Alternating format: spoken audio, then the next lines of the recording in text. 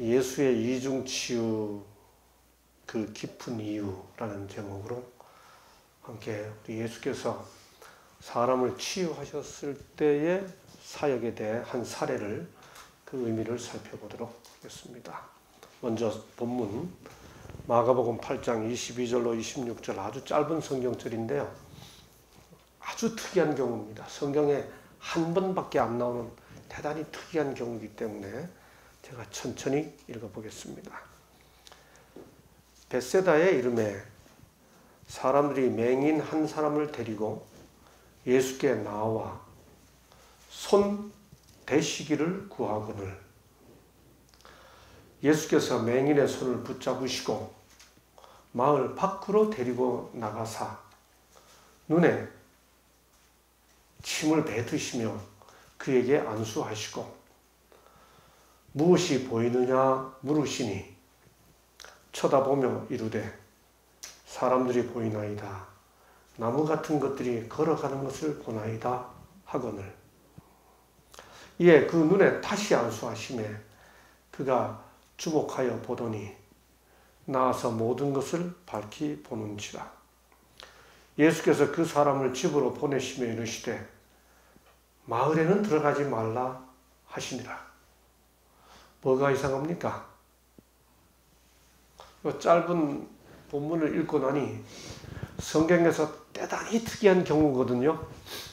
근데 함께 읽으신 분들이 이상하셔야 왜 특이한 줄을 아는데 하나도 이상하지 않으셨으면 제가 특이하다고 하는 말 자체가 특이한 거죠.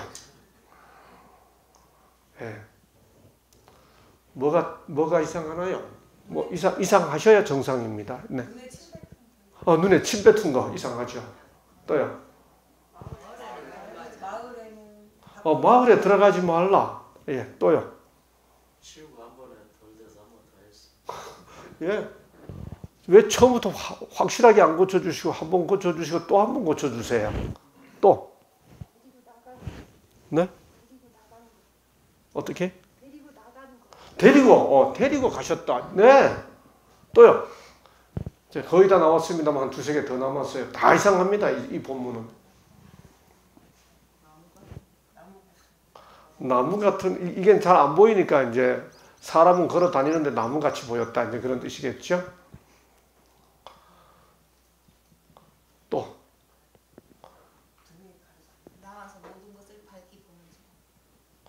나와서 다 모든 것이 밝게 보였다. 이게 이제 제대로 나아진 거죠.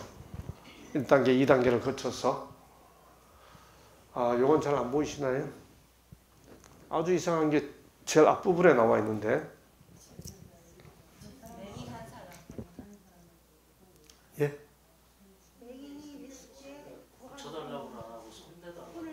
네? 뭐라 그런지 마이크를 쓰고. 맹인이 예수께 손을 대달라고 하는 거. 말하는 거. 손 대시기를 구하거나. 그걸 누가 구해요? 맹인이. 아니에요. 벳세다의 이름에 사람들이 맹인 한 사람을 데리고 예수께 나와 손대시기를 누가 구했어요?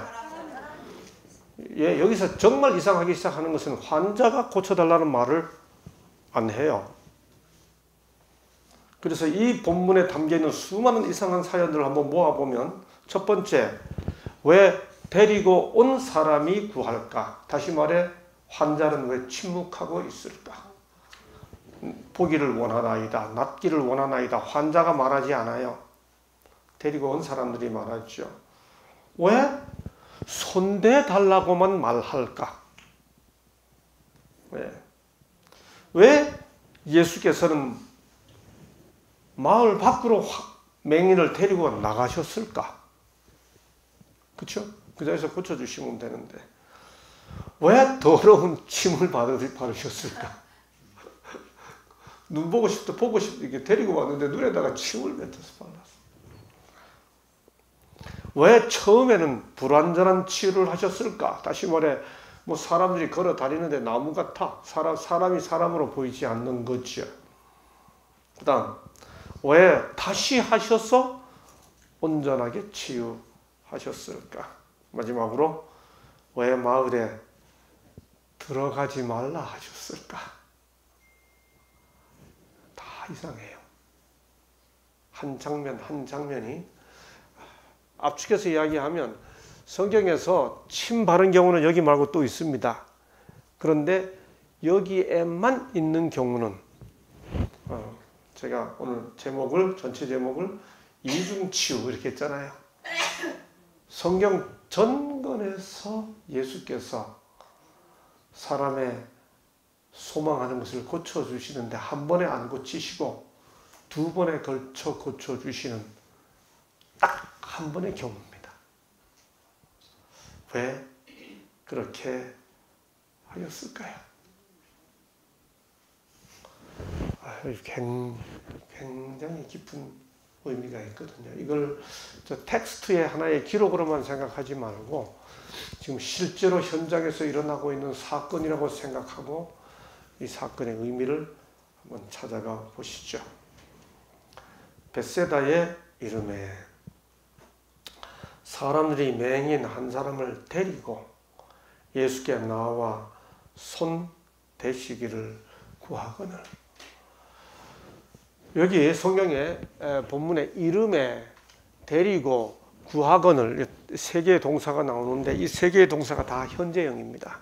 그래서 지금 막 진행되고 있는 과거 이야기가 아니고 굉장히 긴박하게 지금 현장에서 막 진행되는 이야기예요. 예수께서 벳세다에 지금 이르렀다. 사람들이 바로 데리고 왔다. 그리고는 바로 해달라고 요청했다. 이게 다 현재예요. 예수께서 이르셨다. 과거 아니에요. 그러니까 다 현재이기 때문에 아주 시간이 아주 긴박하게 바로바로 신속하게 진행되는 내용이 있죠. 이 사람들이 왜 맹인 한 사람을 데리고 와서 손 대시기를 구했을까요? 맹인이면 눈 고쳐 주기를 구해야 되는데 왜 손 대시기를 구했을까요? 예. 앞을 못 보는 분이면 눈을 고쳐달라고 해야 맞는데 왜 손 대시기를 구했을까요? 뭘 보고 이 사람들은 손 대시기만 하면 나았다는 생각을 하게 되었을까요? 성경에 보면 사람들은 예수께서 손을 대주시기는커녕 자기들이 예수께 손을 대기만 해도 낫는다고 생각했습니다. 다만 예수의 옷 가에라도 손을 대게 하시기를 간구하니 손을 대는 자는 다 나음을 얻으니라. 아픈 부위가 어디냐와 상관없이 예수께서 자기 손을 대기만 해도, 다시 마가복음 6장 56절에 보면 아무데나 예수께서 들어가시는 마을이나 도시나 촌에서 병자를 시장에 두고 예수의 옷 가에라도 손을 대게 하시기를 간구하니 손을 대는 자는 다 성함을 얻으니라. 이건 예수께서 손을 대는 게 아니라 자기들이 손을 대기만 해도, 접촉만 해도. 여기 마가복음 7장 32절 8장의 바로 직전 사건에 보면 이런 말씀이 있습니다. 사람들이 귀 먹고 말이 어눌한 자를 데리고 예수께 나와 안수하여 주시기를 간구하니, 이번 경우는 안수죠. 손을 대달라고 하는 거죠. 예수께서 그 사람을 따로 데리고 무리를 떠나서 손가락을 그의 양귀에 놓고 침뱉어 그의 혀에 손을 대시며, 여기 침뱉는 경우 또 한 번 나오죠. 참 이상합니다. 더럽잖아요. 예수님의 침이라고 침이 안 더러운가요? 그렇죠? 혀에 손을 대시면 이 경우에도 손을 댔어요. 이게 마가복음 7장이니까 지금 마가복음 8장 본문보다는 앞에 있었던 사건이겠죠.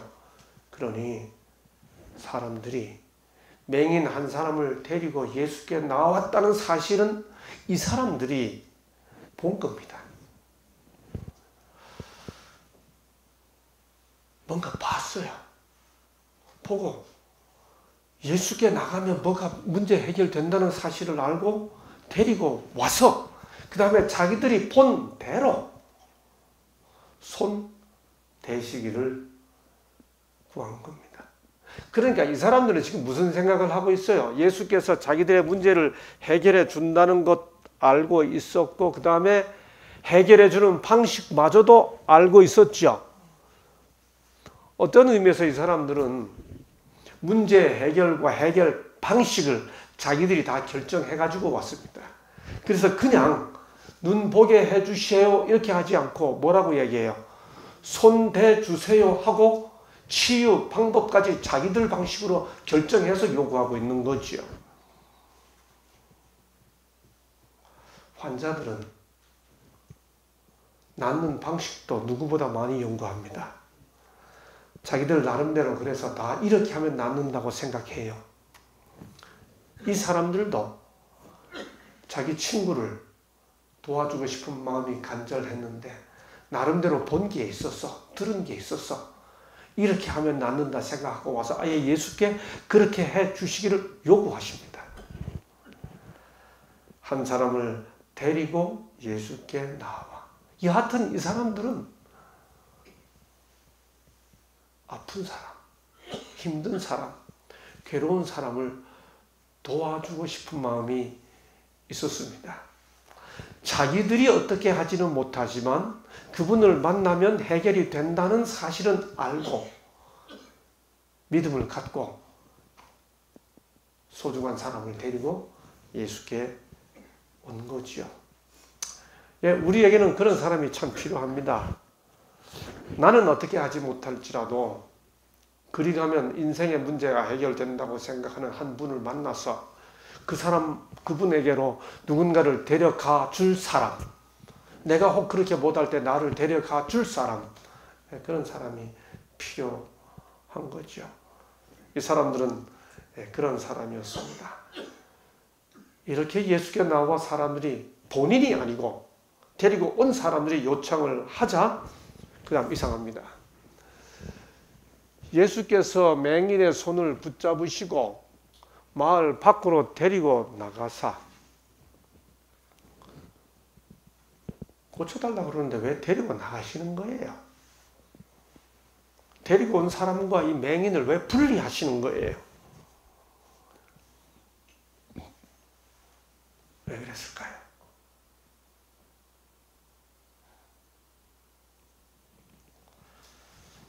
우선 왜 데리고 마을 밖으로 나가셨는지를 확인하기 전에 예수께서 맹인의 손을 붙잡으시고 라는 말의 의미부터 생각해 보십시다. 혹시 앞 못 보시는 분들 안내해 보셨는지요? 해보신 적 있으세요? 그런 경험? 저는 한때 열심히 마라톤 뛸 때 한국 맹인 마라톤 협회 회장과 함께 마라톤을 뛰어본 적이 있습니다.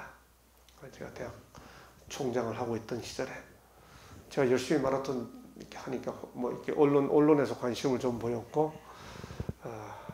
한국 맹인 마라톤 협회라고 하는 곳이 있었습니다. 거기 회장을 만났는데 물론 저보다는 젊은 40대 중반이었습니다. 그분은 한양대학교를 졸업했는데 한양대학교를 졸업하고 사회생활을 하다가 실명을 했어요.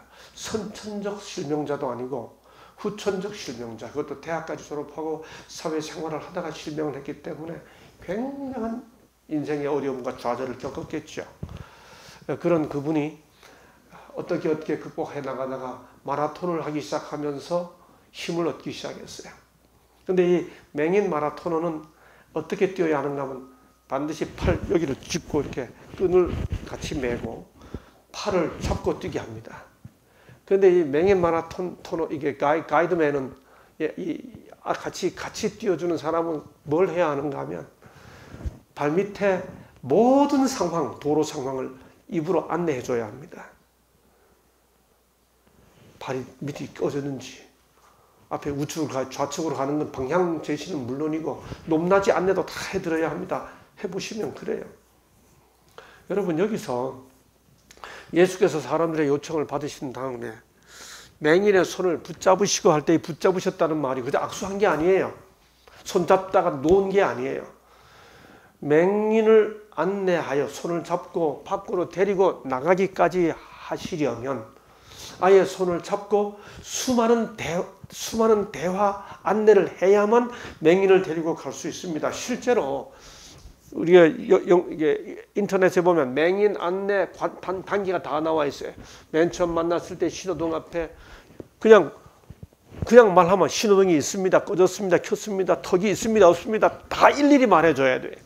마찬가지죠. 버스 안내장에 가서 물건 건네줄 때도 다 말해줘야 합니다. 그렇죠? 의자에 앉을 때, 심지어 문이 있다 없다 이야기할 때 다 문 열고 들어갈 때 어떤 경우에라도 맹인을 안내할 때는 일일이 안내를 해야 돼요. 그러므로 예수께서 맹인의 손을 붙잡으시고라는 이 말의 의미는 단지 한번 shake hands, 악수 한번 하신 게 아니에요. 그냥 잡으시고 그 다음에 데리고 밖으로 나가사라고 하는 동안은 가시는 동안에 계속해서 환자에게 아주 개인적으로 친절하게 말씀을 하셨다는 것이 이미 전제되고 내포된 의미인 거죠. 여기서 이 사건에 나타난 예수님의 특별한 관심을 보게 되죠. 사람들하고 분리시킨 거예요. 왜 그러셨을까요? 어떤 의미에서 환자를 데려온 사람들 앞에서 환자를 눈뜨게 하는 일이 필요할지 몰라도 주님은 이 순간 다른 판단을 하셨습니다. 그게 뭘까요? 왜 주님은 사람들과 분리시켜서 그 사람만 데리고 다른 데로 가셨을까요? 왜 그러셨을까요? 우선 이 단계에서는 환자를 데리고 왔는데 정작 환자는 아무 말을 안 합니다. 주여라고 부르지도 않고 다윗의 자손이여 부르지도 않고 선생이여 부르지도 않고 랍비여 부르지도 않습니다. 예수와 맹인이 만나는 현장에는 환자의 말이 한마디도 없습니다. 그 사실을 주목해 주시기를 바랍니다. 데리고 가셨습니다. 사람들을 분리시키셨습니다. 그런 다음 주님은 이렇게 하십니다.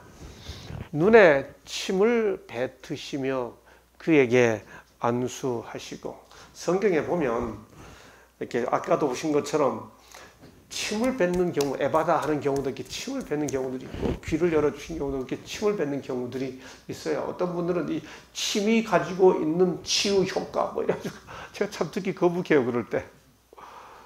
뭐 침이 무슨 습관 같은 효과를 나타내는 것도 아니고, 침을 받아서 왜 사람의 눈을 띄우는데 눈에 침을 뱉고 그에게 안수하시고. 이게 무슨 뜻일까요? 어떤 분은 이 침 뱉는다, 이게 예수님의 고난을 나타낸다, 상징한다. 이 장면 후에 마가복음 8장 다음 뒷부분에 가면 예수께서 십자가에 달리시는데 사람들이 예수께 침을 뱉거든요. 바로 이 치욕의 현장을 주님께서 미리 보여주셨다, 온갖 설명과 해석을 합니다. 그럴 수도 있겠지만 여하튼 환자 입장에서는 눈에 침을 뱉는 것, 이거는 사랑의 표시일 수가 없어요. 그럼에도 불구하고 사람과 분리하신 다음에 주님은 그 사람의 눈에 침을 뱉었습니다. 여러분 생각에는 왜 그랬을 것 같아요? 아주 자유롭게 그냥 떠오르는 생각 한번 얘기해 보시죠. 침을 뱉은 건 사실이니까 왜 침을 눈에다가 뱉으셨을 것 같습니까?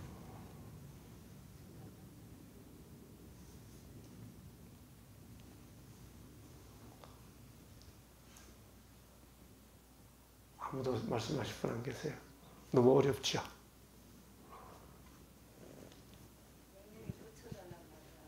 네?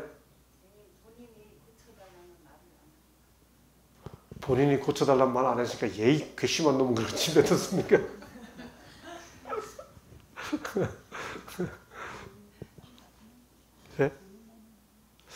침에 무슨 약효가 있습니까?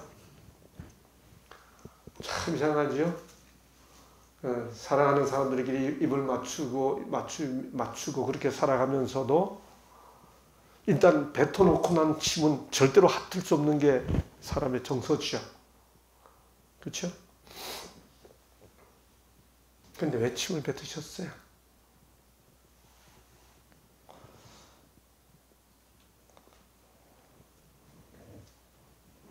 이 당시의 팔레스틴의 풍토 습관을 살펴보면 사람들이 치유하는 과정에 침 뱉고 하는 일들이 있었음을 성경 외 자료에서 찾을 수 있습니다.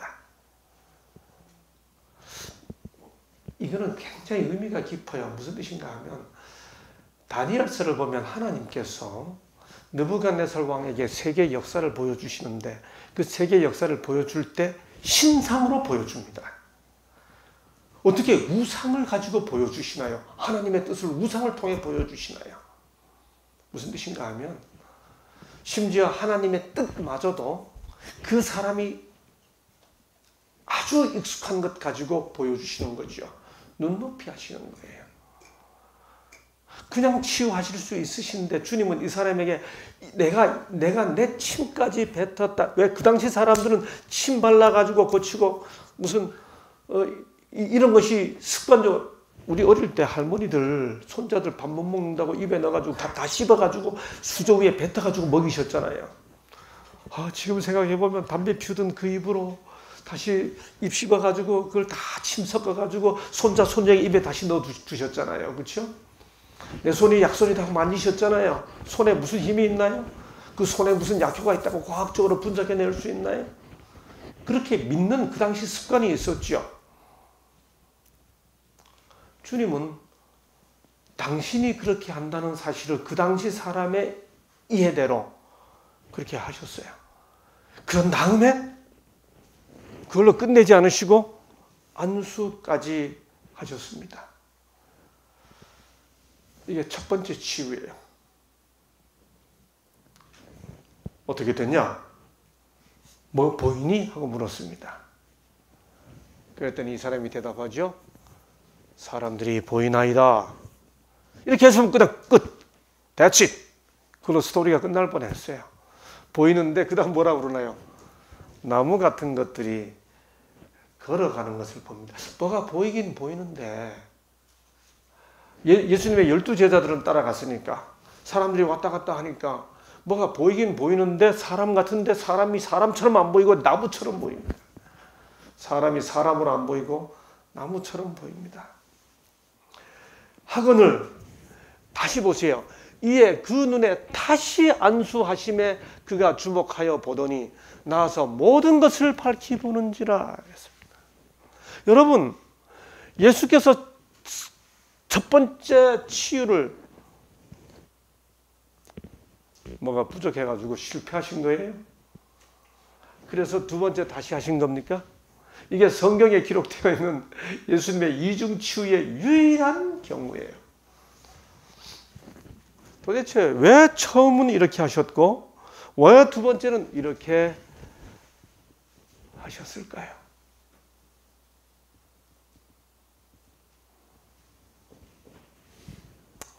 재미있게도 여기 23절에 여기 23절에 눈에 침을 뱉으시며 할 때 이 눈, 여기 눈이라는 단어가 처음 나왔죠. 그 다음에 희미하게 나무처럼 보입니다 한 다음에 두 번째 눈에 할 때 이 눈하고요. 이 두 단어가 다릅니다.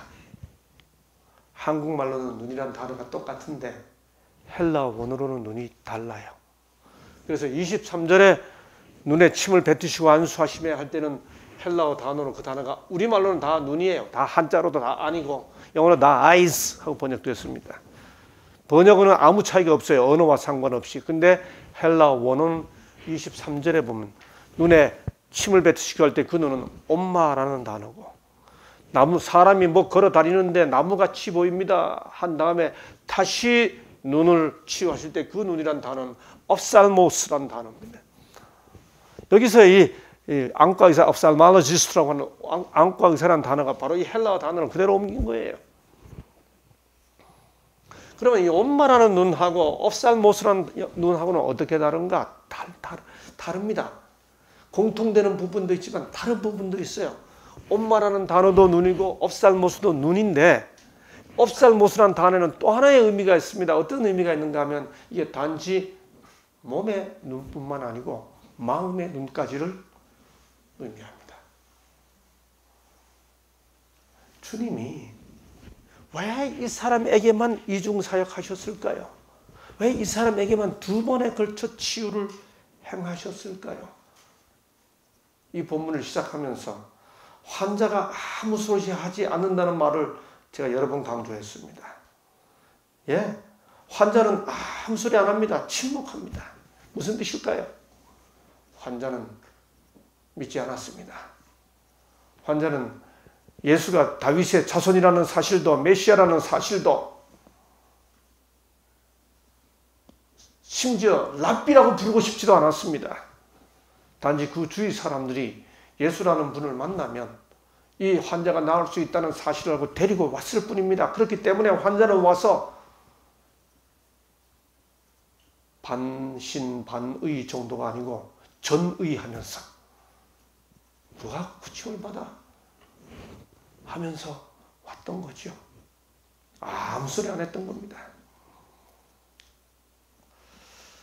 주님이 그 사람들을 데리고 온 사람들과 분리시켰던 것은 그 사람들에 의해서 이 사람이 뭔가를 고백하는 게 아니고 온전히 그 사람 자신이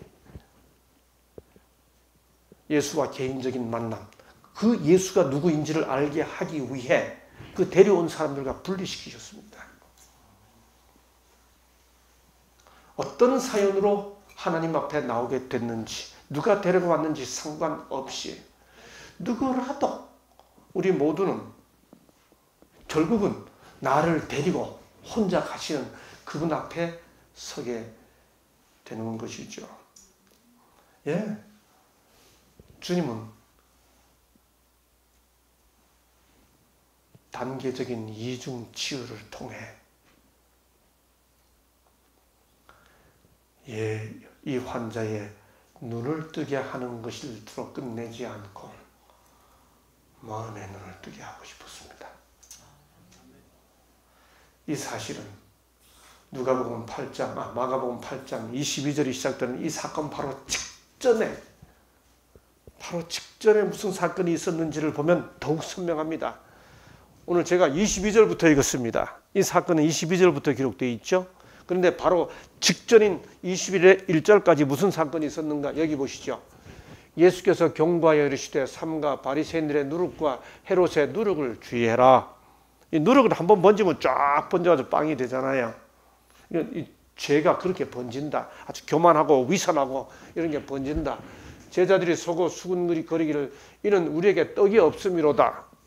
그러니까 이 사람들은 이 제자들이 바리새인들의 누룩과 헤롯의 누룩이라는 말은 교만과 위선의 그 영향력인데 예수의 제자들이 이 말을 못 알아듣고 누룩을 조심하라 그러니까 우리한테 떡이 없나 보다.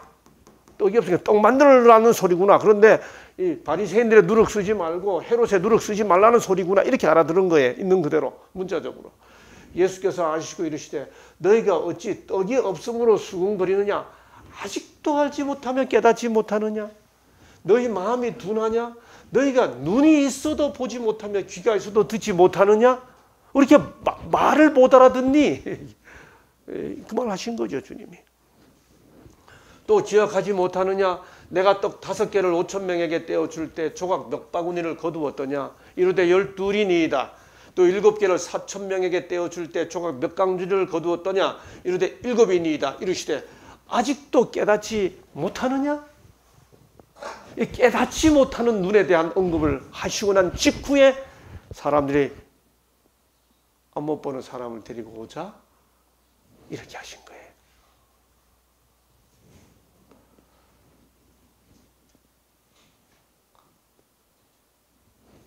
그리고 성경에 보면 사람을 주님이 고쳐주실 때 공식처럼 하는 언급이 있습니다. 보시죠.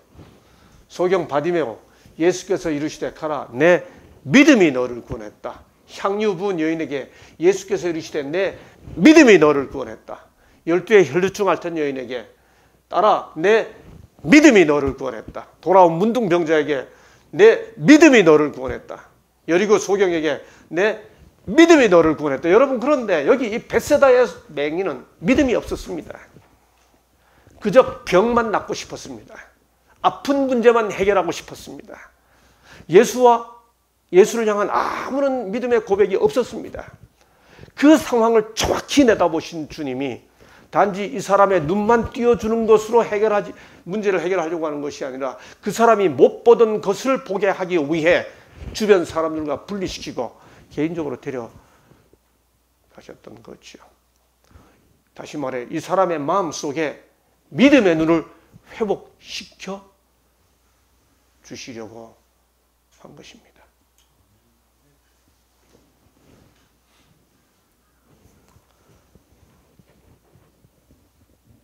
그 후에 예수께서 그 사람에게 집으로는 가더라도 마을에는 들어가지 말라고 했습니다. 왜 그렇게 하셨을까요? 왜 고쳐주신 다음에 집으로는 들어가지 말라라고 하셨을까요? 예수의 사역, 이 사람에게 주님께서 이중 치유를 시행하신 것은 그러므로 그 사람을, 눈뿐만 아니라 그 사람을 고치시고자 하신 것입니다. 우리가 하늘마을에 와서 눈이 뜨일 수 있습니다. 그래서 뭘 안 해야 한다는 사실을 들을 수 있죠. 뭘 안 해야 한다는 것까지는 희미한 보임입니다. 뭘 해야 하는 데까지 나가야 밝히 보이는 겁니다. 뭘 안 먹어야 하겠다는 사실까지는 알 수 있습니다. 근데 어떻게 살아야 한다는 것까지 나아가야 밝히 보이는 겁니다. 혼자 살다가 하늘마을에 와서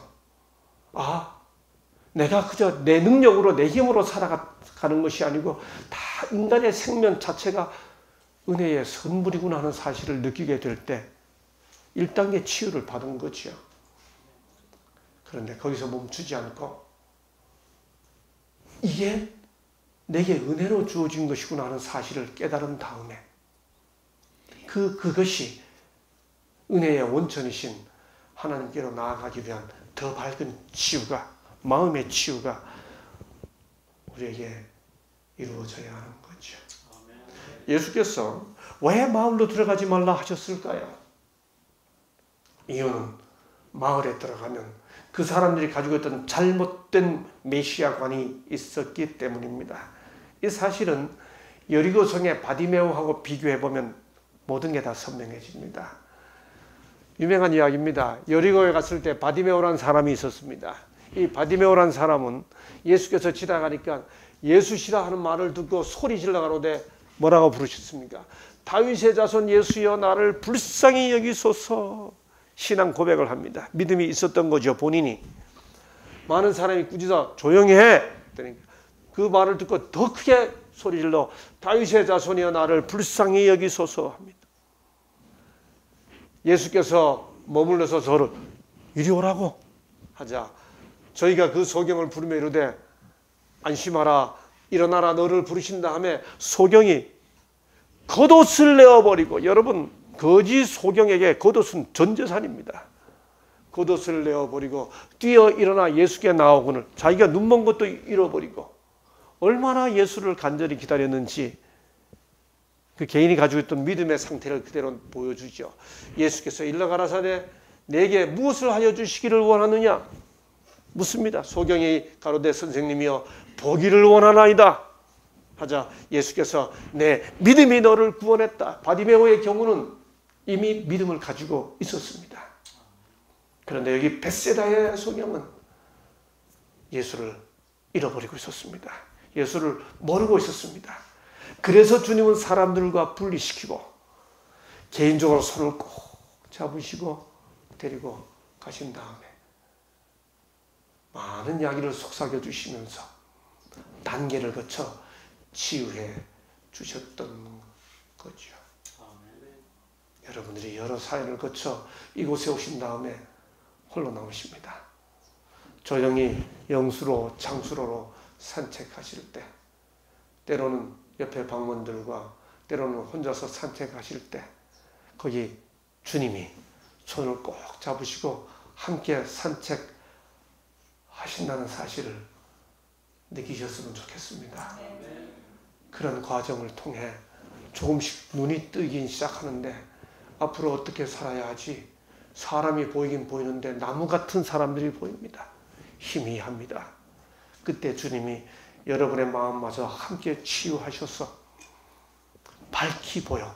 그 밝히 보이게 되는 과정이 하나님의 은혜와 예수의 구속에 대한 온전한 믿음이 회복되는 거죠. 보이긴 보이는데 나무 같습니다. 이 말이 참 중요합니다. 어떤 분들이 너무 크게 신앙 고백을 하죠. 허전합니다. 잘 안 믿어지는데요. 참 예배 드리고 싶은데 그 마음이 잘 안 생기는데요. 예? 아주 중요한 고백입니다. 마을 사람들은 어쩌면 메시아는 예수께서 가르친 것과 같은 생각을 하고 있지 않았습니다. 그들은 메시아는 군인처럼 와가지고 사령관처럼 와서 위대한 정치인처럼 와서 로마의 압제로부터 우리 유대 민족을 해방시켜주는 정치적 메시아로 알고 있었죠. 예수께서는 십자가에 돌아가시는 사랑의 메시아입니다. 이 일 후에 예수께서는 예루살렘으로 십자가를 지러 올라가시죠. 바디메오가 고침을 받고 난 다음에 마가복음 10장에 보면 이렇게 말합니다. 예수께서 이르시되 내 믿음이 너를 구원하였느니라 하시니 그가 곧 보게 되어 그 다음 보세요. 예수를 길에서 따르니라. 바디메오는 이미 믿음을 가지고 있던 사람이기 때문에 몸의 문제만 해결이 되자, 보는 문제만 해결되자 곧바로 예수를 따랐습니다. 이 사람은 예수에 대한 믿음이 없었기 때문에 치유를 통해 회복이 되고 그 마음마저 회복되어 거짓된 메시아관, 잘못된 신앙관을 가지고 있는 사람들에 의해 영향받기를 원치 않으셔서 집으로는 가더라도 마을에는 들어가지 마라 말씀하셨던 거죠. 결론을 내리겠습니다. 주님은 언제나 몸뿐만 아니고 사람을 고치십니다. 하늘 마을에 오셔서 몸을 고치시는 것으로 끝내지 마시고 주님이 고쳐주시는 환한 관, 인생을 어떻게 살아야 할지, 세계를 어떻게 바라봐야 할지, 우리의 세계관과 우리의 인생관이 함께 고쳐지는 치유의 역사를 경험하시게 되기를 소망합니다. 주님은 우리의 몸뿐만 아니라 마음도 고쳐주십니다.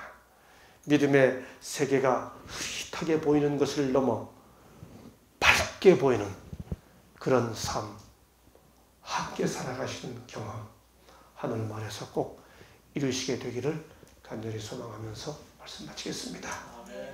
아버지 하나님, 우리 중에 혹 여리고의 바디메오처럼 예수님 소리만 들어도 그분께 간구하고 싶은 마음으로 간절히 기다리고 갈망하는 심령을 가지고 있다가 말씀 앞에 나온 분도 계시고 오늘 읽었던 벳세다의 맹인처럼 긴가 민가 그저 주위 사람들이 이끄는 손을 따라 이곳까지 찾아온 분도 계실 겁니다.